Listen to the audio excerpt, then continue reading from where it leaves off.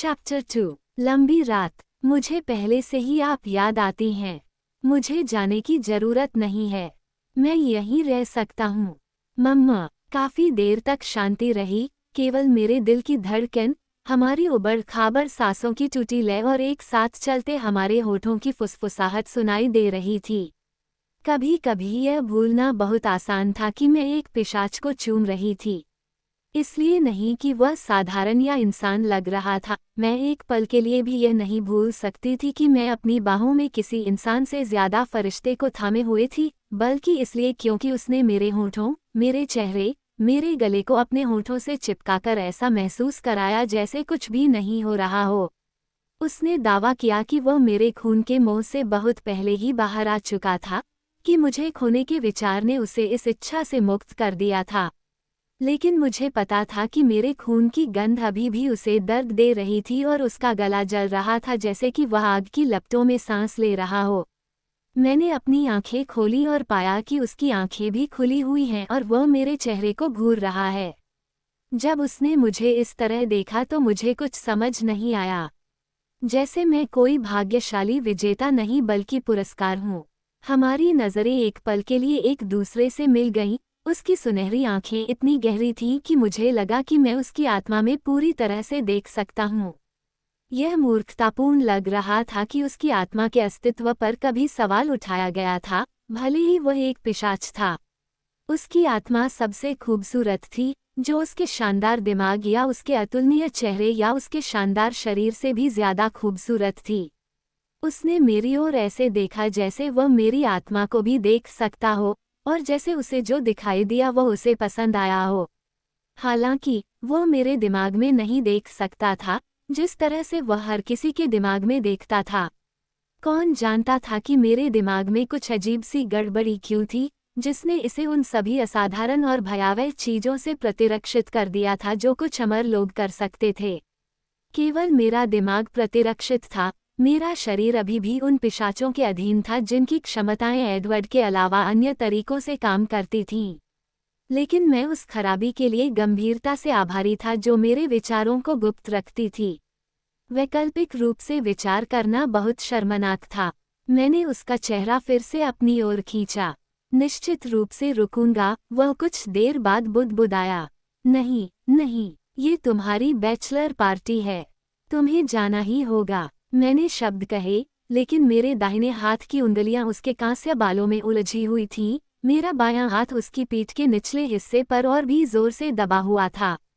उसके ठंडे हाथ मेरे चेहरे को सहला रहे थे। बैचलर पार्टी उन लोगों के लिए बनाई जाती है जो अपने सिंगल दिनों के खत्म होने से दुखी होते हैं। मैं अपने सिंगल दिनों को पीछे छोड़ने के लिए इससे ज्यादा उत्सुक नहीं हो सकती। इसलिए वास्तव में इसका कोई मतलब नहीं है। सच। मैंने उसके गले की सर्दी से ठंडी त्वचा पर सांस ली। यह मेरी खुशी की जगह के बहुत करीब था। चार्ली अपने कमरे में बेखबर सोता था, जो लगभग अकेले रहने जैसा ही था।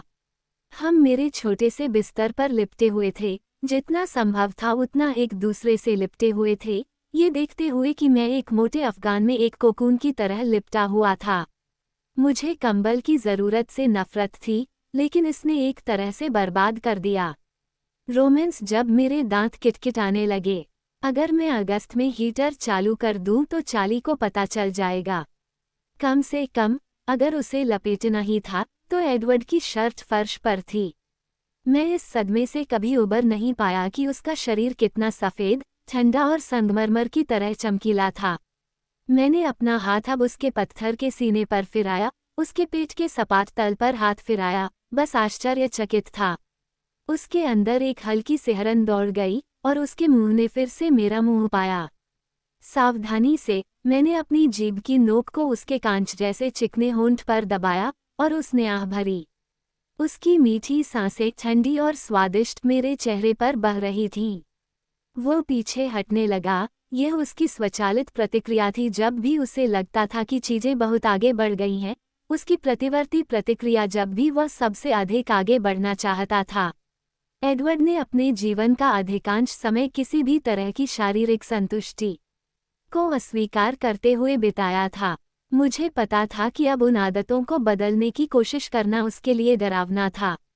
रुको, मैंने कहा, उसके कंधों को पकड़ते हुए और खुद को उसके करीब लाते हुए। मैंने एक पैर को मुक्त किया और उसे उसकी कमर के चारों ओर लपेट लिया। अभ्यास से सिद्धि मिलती है। वह हंसा। ठीक है, तो अब तक हम पूर्णता के काफी करीब पहुंच चुके होंगे, है न? क्या तुमने पिछले महीने में कुछ भी सोया है? लेकिन ये ड्रेस रिहर्सल है, मैंने उन्हें याद दिलाया, और हमने केवल कुछ दृश्यों का ही अभ्यास किया है। ये सुरक्षित खेलने का समय नहीं है। मुझे लगा कि वह हंसेगा, लेकिन उसने कोई जवाब नहीं दिया, और अचानक तनाव के कारण उसका शरीर निश्चल हो गया। उसकी आंखों में सोना तरल से ठोस में बदल गया। मैंने अपने शब्दों पर विचार किया और महसूस किया कि उसने उनमें क्या सुना होगा। बेला, वो फुसफुसाया, इसे फिर से शुरू मत करो, मैंने कहा। सौदा तो सौदा ही है। मुझे नहीं पता, जब तुम इस तरह मेरे साथ हो तो ध्यान केंद्रित करना बहुत मुश्किल है। मैं ठीक से सोच नहीं पा रहा हूँ। मैं खुद को नियंत्रित नहीं कर पाऊंगा। तुम्हें चोट लग जाएगी। मैं ठीक हूँ। बेला, शश। मैंने उसके घबराहट भरे दौरे को रोकने के लिए अपने होंठ उसके होंठों पर दबा दिए। मैंने ये पहले भी सुना था। वह इस सौदे से बाहर नहीं निकल रहा था। पहले उससे शादी करने पर जोर देने के बाद भी नहीं। उसने एक पल के लिए मुझे चूमा, लेकिन मैं बता सकती थी कि वो पहले की तरह इसमें दिलचस्पी नहीं ले रहा था। चिंता, हमेशा चिंता। जब उसे मेरे बारे में चिंता करने की जरूरत नहीं होगी तो ये कितना अलग होगा। वह अपने खाली समय में क्या करेगा? उसे कोई नया शौक अपनाना होगा। आपके पैर कैसे हैं? उसने पूछा, ये जानते हुए कि उनका यह आशय सचमुच में नहीं था। मैंने उत्तर दिया, बहुत गर्म। सचमुच? कोई दूसरा विचार नहीं? अपना विचार बदलने के लिए अभी भी देर नहीं हुई है। क्या तुम मुझे धोखा देने की कोशिश कर रहे हो? वह हंसा, बस सुनिश्चित करने के लिए। मैं नहीं चाहता कि तुम कुछ ऐसा करो जिसके बारे में तुम्हें यकीन न हो। मुझे तुम्हारे बारे में पूरा यकीन है। बाकी मैं जी सकता हूँ। वो हिचकिचाया और मुझे आश्चर्य हुआ कि क्या मैंने फिर से गलती कर ली है। क्या तुम कर सकती हो? उसने धीरे से पूछा। मेरा मतलब शादी से नहीं है, जिसके बारे में मुझे यकीन है कि तुम अपनी शंकाओं के बावजूद बच जाओगी, लेकिन उसके बाद रेनी का क्या होगा? चाली का क्या होगा? मैंने आह भरी। मुझे उनकी याद आएगी। इससे भी बुरी बात ये थी कि उन्हें मेरी याद आएगी, लेकिन मैं उसे कोई क्षण नहीं देना चाहता था। एंजेला और बेन और जेसिका और माइक। मुझे भी अपने दोस्तों की याद आएगी। मैं अंधेरे में मुस्कुराया, खासकर माइक। ओह माइक, मैं कैसे आगे बढ़ूंगा? वह गुर्राया। मैं हंसा, लेकिन फिर गंभीर हो गया। एडवर्ड, हम इससे और इससे गुजर चुके हैं। मुझे पता है कि यह कठिन होगा, लेकिन यही मैं चाहता हूँ। मैं तुम्हें चाहता हूँ, और मैं तुम्हें हमेशा चाहता हूँ। एक जीवन मेरे लिए पर्याप्त नहीं है। हमेशा के लिए 18 साल की उम्र में जम गया, उसने फुसफुसाया। हर महिला का सपना सच हो गया, मैंने चिढ़ाते हुए कहा। कभी नहीं बदलना, कभी आगे नहीं बढ़ना, इसका क्या मतलब है? उसने धीरे से उत्तर दिया। क्या तुम्हें याद है जब हमने चाली को बताया था कि हम शादी करने जा रहे हैं? और उसे लगा कि तुम गर्भवती हो, और उसने तुम्हें गोली मारने के बारे में सोचा। मैंने हंसते हुए अनुमान लगाया। मान लो 1 सेकंड के लिए उसने ईमानदारी से इस पर विचार किया। उसने कोई जवाब नहीं दिया। क्या, एडवर्ड? मैं बस यही चाहता हूँ। खैर, मैं यही चाहता हूँ कि वह सही हो। ओह, मैंने हौंफते हुए कहा। इससे भी बढ़कर कि वह किसी तरह से हो सकता था, कि हमारे पास उस तरह की क्षमता थी। मुझे भी तुमसे ये छीनना अच्छा नहीं लगेगा। मुझे 1 मिनट लगा, मुझे पता है कि मैं क्या कर रहा हूँ। बेला, तुम्हें ये कैसे पता चला? मेरी माँ को देखो, मेरी बहन को देखो। ये बलिदान उतना आसान नहीं है जितना तुम सोचती हो। एस्मे और रोज़ली का जीवन बहुत अच्छा चल रहा है। अगर बाद में कोई समस्या आती है, तो हम एस्मे की तरह ही बच्चे को गोद ले लेंगे। उसने आह भरी और फिर उसकी आवाज़ में उग्रता आ गई। ये ठीक नहीं है। मैं नहीं चाहता कि तुम्हें मेरे लिए त्याग करना पड़े। मैं तुम्हें चीज़ें देना चाहता हूँ, तुमसे चीज़ें छीनना नहीं। मैं तुम्हारा भविष्य नहीं चुराना चाहता। अगर मैं इंसान होता, मैंने अपना हाथ उसके होठों पर रख दिया। तुम मेरा भविष्य हो, अब रुक जाओ, उदास मत रहो, नहीं तो मैं तुम्हारे भाइयों को बुलाकर तुम्हें ले जाऊंगी। शायद तुम्हें बैचलर पार्टी की जरूरत है। मुझे खेद है, मैं उदास हूँ, है न? शायद घबराहट के कारण। क्या आपके पैर ठंडे हैं? उस अर्थ में नहीं, मैं तुमसे शादी करने के लिए 1 सदी से इंतजार कर रहा हूँ, मिस स्वान। शादी समारोह एक ऐसी चीज है जिसका मैं इंतजार नहीं कर सकता। उसने बीच में ही सोचना बंद कर दिया। ओह, पवित्र चीजों के प्यार के लिए क्या गलत? उसने दांत पीसते हुए कहा, आपको मेरे भाइयों को बुलाने की जरूरत नहीं है। जाहिर है एम्मेट और जेस्पर मुझे आज रात बाहर नहीं जाने देंगे। मैंने उसे 1 सेकंड के लिए और करीब से पकड़ लिया और फिर उसे छोड़ दिया। मुझे एम्मेट के साथ रस्साकशी में जीतने की कोई उम्मीद नहीं थी। मजे करो। खिड़की के पास चीखने की आवाज आई। कोई जानबूझकर अपनी स्टील की कीलों को शीशे पर घिस रहा था, जिससे एक भयानक, कान ढक लेने वाली, रोंगटे खड़े कर देने वाली आवाज आ रही थी। मैं सिहर उठा। यदि आप एडवर्ड को बाहर नहीं भेजते हैं, एम्मेट, जो अभी भी रात में अदृश्य था, ने धमकी भरे स्वर में कहा, हम उसके पीछे आ रहे हैं। जाओ, मैंने हंसते हुए कहा, इससे पहले कि वे मेरा घर तोड़ दें। एडवर्ड ने अपनी आंखें घुमाईं, लेकिन वह एक झटके में अपने पैरों पर खड़ा हो गया और दूसरे झटके में अपनी शर्ट वापस पहन ली। वह नीचे झुका और मेरे माथे को चूमा। सो जाओ, कल तुम्हारा बहुत बड़ा दिन है।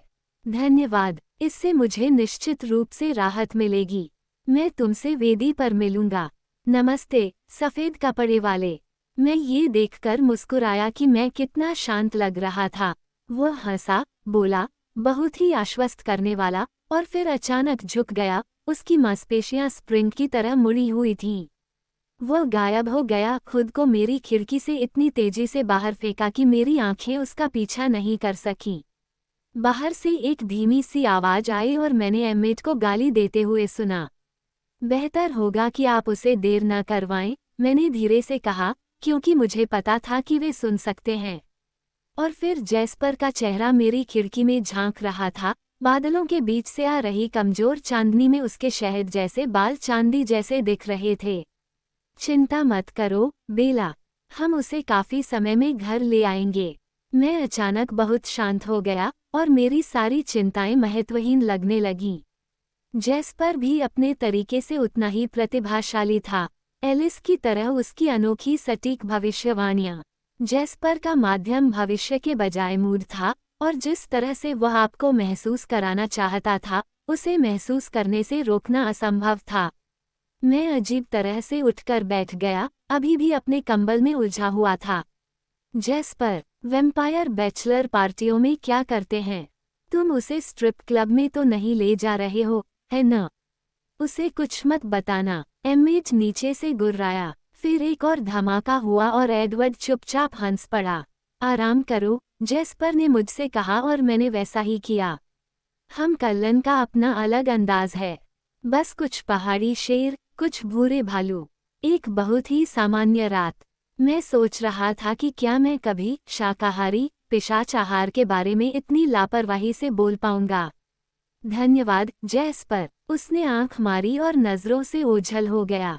बाहर पूरी तरह सन्नाटा था। चाली के दबे हुए खर्राटों की आवाज दीवारों से आ रही थी। मैं अपने तकिए पर लेट गया, अब मुझे नींद आ रही थी। मैं अपने छोटे से कमरे की दीवारों को घूर रहा था, जो चांदनी में पीली पड़ गई थी, भारी पलकों के नीचे से। मेरे कमरे में मेरी आखिरी रात। इसाबेला स्वान के रूप में मेरी आखिरी रात। कल रात, मैं बेला कुलेन बन जाऊंगी। हालांकि पूरी शादी की तकलीफ मेरे लिए एक कांटा थी, लेकिन मुझे ये स्वीकार करना पड़ा कि मुझे ये सुनना अच्छा लगा। मैंने अपने मन को एक पल के लिए बेकार में भटकने दिया, उम्मीद थी कि नींद मुझे ले जाएगी। लेकिन कुछ मिनटों के बाद मैंने खुद को और अधिक सतर्क पाया। चिंता मेरे पेट में फिर से घुस रही थी, उसे असहज स्थिति में मोड़ रही थी। एडवर्ड के बिना बिस्तर बहुत नर्म, बहुत गर्म लग रहा था। जेस्पर बहुत दूर था और सभी शांतिपूर्ण, आराम की भावनाएं उसके साथ चली गईं। कल का दिन बहुत लंबा होने वाला था। मुझे पता था कि मेरे ज्यादातर डर बेवकूफ़ी भरे थे, मुझे बस खुद पर काबू पाना था। ध्यान जीवन का एक अनिवार्य हिस्सा था। मैं हमेशा परिदृश्य के साथ घुल मिल नहीं पाता था। हालांकि मेरे पास कुछ खास चिंताएं थीं जो पूरी तरह से जायज़ थीं। सबसे पहले शादी की पोशाक की ट्रेन थी। एलिस ने स्पष्ट रूप से अपनी कलात्मक समझ को व्यावहारिकता पर हावी होने दिया था। ऊंची एड़ी के जूते और ट्रेन में कुलेंस की सीढ़ियों पर चलना असंभव लग रहा था। मुझे अभ्यास करना चाहिए था। फिर अतिथि सूची थी। तान्या का परिवार, देनाली कबीला, समारोह से कुछ समय पहले पहुंच जाएगा। तान्या के परिवार को क्विल्यूट आरक्षण से आए हमारे मेहमानों, जेकब के पिता और क्लियरवाटर्स के साथ एक ही कमरे में रखना बहुत ही संवेदनशील होगा। डेनालिस वेयरवुल्फ के प्रशंसक नहीं थे। वास्तव में तान्या की बहन इरिना शादी में बिल्कुल भी नहीं आ रही थी। वह अभी भी अपने दोस्त लॉरेंट को मारने के लिए वेयरवुल्फ के खिलाफ प्रतिशोध रखती थी, ठीक उसी समय जब वह मुझे मारने वाला था। उस द्वेष के कारण डेनालिस ने एडवर्ड के परिवार को उनकी सबसे खराब जरूरत के समय में छोड़ दिया था। ये क्विल्यूट भेड़ियों के साथ एक अप्रत्याशित गठबंधन था जिसने नवजात पिशाचों के झुंड के हमले में हमारी सभी जान बचाई थी। एडवर्ड ने मुझसे वादा किया था कि डेनालिस को क्विल्यूट्स के पास रखना खतरनाक नहीं होगा। तान्या और उसका पूरा परिवार इरिना के अलावा उस दलबदल के लिए बहुत दोषी महसूस कर रहा था। वेयरवुल्फ के साथ युद्धविराम उस कर्ज को चुकाने के लिए एक छोटी सी कीमत थी, एक कीमत जो वे चुकाने के लिए तैयार थे। ये बड़ी समस्या थी, लेकिन एक छोटी समस्या भी थी, मेरा कमजोर आत्मसम्मान। मैंने तान्या को पहले कभी नहीं देखा था, लेकिन मुझे यकीन था कि उससे मिलना मेरे अहंकार के लिए सुखद अनुभव नहीं होगा। एक बार की बात है, शायद मेरे जन्म से पहले उसने एडवर्ड के लिए अपना नाटक रचा था। ऐसा नहीं कि मैंने उसे या किसी और को उसे चाहने के लिए दोषी ठहराया। फिर भी वो कम से कम सुंदर और अधिक से अधिक शानदार होगी। हालांकि एडवर्ड ने स्पष्ट रूप से मुझे पसंद किया, फिर भी मैं तुलना करने से नहीं बच सका। मैंने थोड़ी बहुत शिकायत की, लेकिन एडवर्ड, जो मेरी कमजोरियों को जानता था, ने मुझे दोषी महसूस कराया। हम उनके परिवार के सबसे करीबी लोग हैं, बेला, साथ उसने मुझे याद दिलाया। इतने समय के बाद भी वे अभी भी अनाथों की तरह महसूस करते हैं। तो मैंने अपनी नाराजगी छिपाते हुए स्वीकार कर लिया। तान्या का अब एक बड़ा परिवार था, लगभग कलन परिवार जितना ही बड़ा। वे 5 थे, तान्या, कीट और इरिना के साथ कामिन और एलिएज़र भी जुड़ गए थे, ठीक उसी तरह जैसे कलन के साथ एलिस और जेस्पर जुड़ गए थे। वे सभी सामान्य पिशाचों की तुलना में अधिक दयालुता से जीने की अपनी इच्छा से बंधे हुए थे। हालांकि इतनी सारी संगति के बावजूद तान्या और उसकी बहनें अभी भी एक तरह से अकेली थीं। अभी भी शोक में थीं, क्योंकि बहुत समय पहले उनकी भी एक माँ थी। मैं कल्पना कर सकता था कि 1000 साल बाद भी उस क्षति के कारण कितना बड़ा खालीपन रह जाएगा। मैंने कलन परिवार को उनके निर्माता, उनके केंद्र और उनके मार्गदर्शक, उनके पिता कार्लिसले के बिना कल्पना करने की कोशिश की। मैं इसे देख नहीं सका। कार्लिसले ने तान्या का इतिहास उन कई रातों में से एक के दौरान समझाया था जब मैं कलेंस के घर पर देर तक रुका था। जितना संभव था उतना सीखा, अपने चुने हुए भविष्य के लिए जितना संभव था उतना तैयार किया। तान्या की माँ की कहानी कई में से एक थी, एक चेतावनी भरी कहानी जो उन नियमों में से एक को दर्शाती है जिनके बारे में मुझे अमर दुनिया में शामिल होने पर पता होना चाहिए। केवल एक नियम, वास्तव में एक कानून जो 1000 अलग अलग पहलुओं में टूट गया। रहस्य बनाए रखें। रहस्य को बनाए रखने का मतलब बहुत सी बातें थीं। कलन की तरह चुपचाप रहना, इंसानों को ये संदेह होने से पहले ही आगे बढ़ जाना कि वे बूढ़े नहीं हो रहे हैं, या खाने के समय को छोड़कर इंसानों से पूरी तरह दूर रहना, जिस तरह से जेम्स और विक्टोरिया जैसे खानाबदोश रहते थे, जिस तरह से जेस्पर के दोस्त पीटर और चार्लोट अभी भी रहते थे। इसका मतलब था कि आप जो भी नए पिशाच बनाते हैं, उन पर नियंत्रण रखना, जैसा कि जेस्पर ने मारिया के साथ रहते हुए किया था, जैसा कि विक्टोरिया अपने नवजात शिशुओं के साथ करने में विफल रही थी।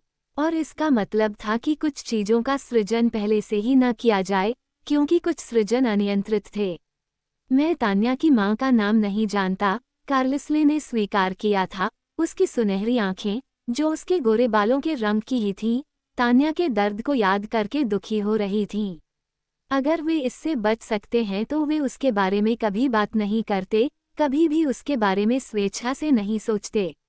जिस महिला ने तान्या, केट और इरीना को बनाया, जो उनसे प्यार करती थी, मेरा मानना है वह मेरे जन्म से कई साल पहले रहती थी, उस समय जब हमारी दुनिया में प्लेग फैला हुआ था, अमर बच्चों का प्लेग।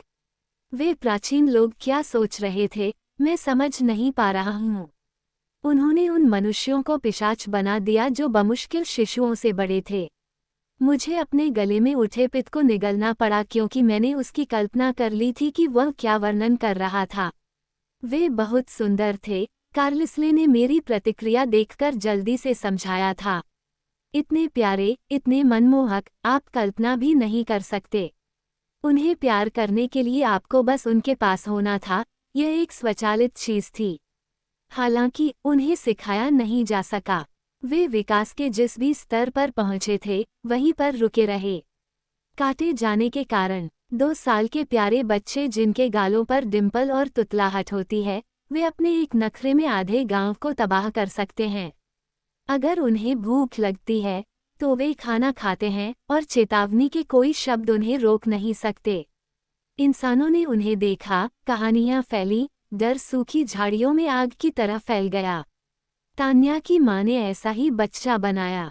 अन्य प्राचीन लोगों की तरह मैं उसके कारणों को नहीं समझ सकता। उसने गहरी, स्थिर सांस ली। निश्चित रूप से वोल्तुरी इसमें शामिल हो गया। मैं हमेशा की तरह उस नाम पर चौंक गया था, लेकिन निश्चित रूप से इतालवी पिशाचों की सेना अपने स्वयं के अनुमान में राजसी इस कहानी का केंद्र थी। अगर कोई सजा नहीं है तो कोई कानून नहीं हो सकता, अगर कोई सजा देने वाला नहीं है तो कोई सजा नहीं हो सकती। प्राचीन एरो, कायस और मार्कस वोल्तुरी सेना पर शासन करते थे। मैं उनसे केवल एक बार मिला था, लेकिन उस संक्षिप्त मुलाकात में मुझे ऐसा लगा कि एरो अपने शक्तिशाली दिमाग को पढ़ने के उपहार के साथ, एक स्पर्श से, और वो हर विचार को जानता था जो किसी के दिमाग में कभी था, वो सच्चा नेता था। वोल्टुरी ने वोल्टेरा में और दुनिया भर में अमर बच्चों का अध्ययन किया। कायस ने फैसला किया कि युवा हमारे रहस्य की रक्षा करने में असमर्थ थे और इसलिए उन्हें नष्ट करना पड़ा। मैंने तुमसे कहा था कि वे प्यारे थे। खैर, उन्हें बचाने के लिए आखिरी आदमी तक लड़ने वाले कोवेन पूरी तरह से नष्ट हो गए। नरसंहार इस महाद्वीप पर दक्षिणी युद्धों जितना व्यापक नहीं था, लेकिन अपने तरीके से अधिक विनाशकारी था। लंबे समय से स्थापित कोवेन, पुरानी परंपराएं, दोस्त, बहुत कुछ खो गया था। अंत में ये प्रथा पूरी तरह से समाप्त हो गई। अमर बच्चे अवर्णनीय, वर्जित हो गए। जब मैं वोल्टुरी के साथ रहता था तो मेरी मुलाकात 2 अमर बच्चों से हुई, इसलिए मैं उनके आकर्षण को प्रत्यक्ष रूप से जानता हूँ। एरो ने उन नन्हे मुन्नों का कई सालों तक अध्ययन किया, जब तक कि उनके द्वारा मचाई गई तबाही खत्म नहीं हो गई। आप उनके जिज्ञासु स्वभाव को जानते ही होंगे, वह आशावादी थे। उन्हें वश में किया जा सकता है, लेकिन अंत में निर्णय सर्वसम्मति से हुआ, अमर बच्चों को अस्तित्व में रहने की अनुमति नहीं दी जा सकती। जब ये कहानी मुझे डैनली बहनों की मां तक पहुंची तो मैं उन्हें लगभग भूल ही चुका था। कार्लिसले ने कहा था, ये स्पष्ट नहीं है कि तान्या की मां के साथ क्या हुआ। तान्या, केट और इरीना उस दिन तक पूरी तरह से अनजान थी जब तक कि वोल्तुरी उन्हें लेने नहीं आया। उनकी मां और उसकी अवैध रचना पहले से ही उनके कैदी थे। यह अज्ञानता ही थी जिसने तान्या और उसकी बहनों की जान बचाई। एरो ने उन्हें छुआ और उनकी पूरी मासूमियत देखी, इसलिए उन्हें उनकी मां के साथ सजा नहीं मिली। उनमें से किसी ने भी पहले कभी लड़के को नहीं देखा था या उसके अस्तित्व का सपना नहीं देखा था, जब तक कि उन्होंने उसे अपनी मां की बाहों में जलते हुए नहीं देखा। मैं केवल यह अनुमान लगा सकता हूं कि उनकी मां ने उन्हें इस सटीक परिणाम से बचाने के लिए अपना रहस्य छिपा रखा था, लेकिन उसने उसे पहले स्थान पर क्यों बनाया था? वह कौन था और उसका उसके लिए क्या मतलब था जिसके कारण उसे इस सबसे कठिन रेखा को पार करना पड़ा? तान्या और अन्य लोगों को इनमें से किसी भी प्रश्न का उत्तर कभी नहीं मिला, लेकिन वे अपनी मां के अपराध पर संदेह नहीं कर सकते थे, और मुझे नहीं लगता कि उन्होंने कभी उसे वास्तव में माफ किया है। इरो के इस पूर्ण आश्वासन के बावजूद कि तान्या, केट और इरीना निर्दोष हैं, कयस उन्हें जला देना चाहता था। संगति के कारण दोषी। वे भाग्यशाली थे कि उस दिन इरो को दया आने लगी। तान्या और उसकी बहनों को क्षमा कर दिया गया, लेकिन उनके दिलों में कोई सुधार नहीं हुआ और कानून के प्रति उनके मन में बहुत सम्मान था। मुझे ठीक से नहीं पता कि यह स्मृति कहाँ से स्वप्न में बदल गई। एक पल ऐसा लगा कि मैं अपनी स्मृति में कार्लिसले को सुन रहा था, उसके चेहरे को देख रहा था, और फिर एक पल बाद मैं एक धूसर, बंजर मैदान को देख रहा था और उसकी खुशबू सूंघ रहा था। हवा में जलती धूपबत्ती की गंध फैल रही थी। मैं वहां अकेला नहीं था। मैदान के बीचों बीच राख के लबादों में लिपटे लोगों की भीड़ देखकर मुझे डर लगना चाहिए था कि वे सिर्फ वोल्तुरी ही हो सकते हैं, और मैं, हमारी पिछली मुलाकात में उनके द्वारा तय किए गए फैसले के विपरीत, अभी भी इंसान ही था। लेकिन मैं जानता था, जैसा कि मैं कभी कभी सपनों में भी करता था, कि मैं उनके लिए अदृश्य था। मेरे चारों ओर धुआं उगलने वाले ढेर बिखरे पड़े थे। मैंने हवा में मिठास को पहचाना और टीलों को बहुत करीब से नहीं देखा। मुझे उन पिशाचों के चेहरे देखने की कोई इच्छा नहीं थी जिन्हें उन्होंने मार डाला था। मुझे आधा डर था कि मैं सुलगती चिताओं में किसी को पहचान सकता हूँ। वोल्तुरी के सैनिक किसी चीज या व्यक्ति के इर्द गिर्द घेरा बनाकर खड़े थे, और मैंने उनकी फुसफुसाती आवाजें उत्तेजना में सुनी। मैं लबादों के करीब पहुंच गया, सपने के कारण मजबूर होकर कि वे जिस चीज या व्यक्ति को इतनी तीव्रता से जांच रहे थे, उसे देखूं। दो ऊंचे फुफकारते कफनों के बीच सावधानी से रेंगते हुए, मैंने आखिरकार उनकी बहस का विषय देखा, जो उनके ऊपर एक छोटी सी पहाड़ी पर खड़ा था। वह सुंदर, मनमोहक था, जैसा कि कार्लिसले ने वर्णन किया था। लड़का अभी भी एक बच्चा था, शायद 2 साल का। हल्के भूरे रंग के कल उसके गोल गालों और भरे हुए होठों के साथ उसके प्यारे चेहरे को घेरे हुए थे। और वह कांप रहा था, उसकी आंखें बंद थीं जैसे कि वह हर पल मौत को करीब आते देखने से बहुत डर गया था। मुझे उस प्यारे, डरे हुए बच्चे को बचाने की इतनी तीव्र इच्छा हुई कि वोल्तुरी, उनके सभी विनाशकारी खतरों के बावजूद, अब मेरे लिए कोई मायने नहीं रखते थे। मैं उनसे दूर हो गया, इस बात की परवाह किए बिना कि उन्हें मेरी उपस्थिति का एहसास है या नहीं। उनसे पूरी तरह से मुक्त होकर मैं लड़के की ओर दौड़ा। मैं लड़खड़ाते हुए रुक गया क्योंकि मुझे वह पहाड़ी साफ दिख रही थी जिस पर वह बैठा था। ये मिट्टी और पत्थर नहीं था, बल्कि मानव शरीरों का ढेर था, जो सूख चुके थे और बेजान थे। इन चेहरों को न देख पाना बहुत देर हो चुकी थी। मैं उन सभी को जानता था, एंजेला, बेन, जेसिका, माइक। और उस प्यारे लड़के के ठीक नीचे मेरे पिता और मेरी माँ के शव थे। बच्चे ने अपनी चमकदार, रक्त लाल आंखें खोलीं।